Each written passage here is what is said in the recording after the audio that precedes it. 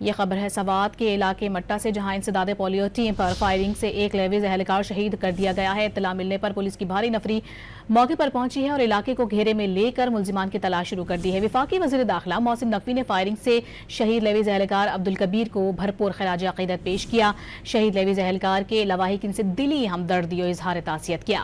محسن نقوی نے کہا کہ لیویز اہلکار عبدالکبیر نے فرض کی ادائیگی کے دوران شہادت کا بلند رتبہ پایا ہے۔ بچوں کا مستقبل محفوظ بنانے والی ٹیم پر فائرنگ کرنے والے ملزمان کسی رعایت کے مستحق نہیں ہیں۔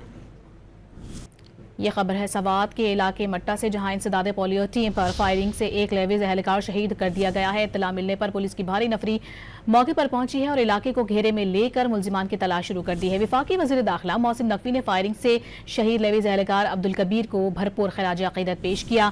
شہید لیویز اہلکار کے لواحقین سے دلی ہمدردی و اظہار تعزیت کیا۔ محسن نقوی نے کہا کہ لیویز اہلکار عبدالکبیر نے فرض کی ادائیگی کے دوران شہادت کا بلند رتبہ پایا ہے۔ بچوں کا مستقبل محفوظ بنانے والی ٹیم پر فائرنگ کرنے والے ملزمان کسی رعایت کے مستحق نہیں ہیں۔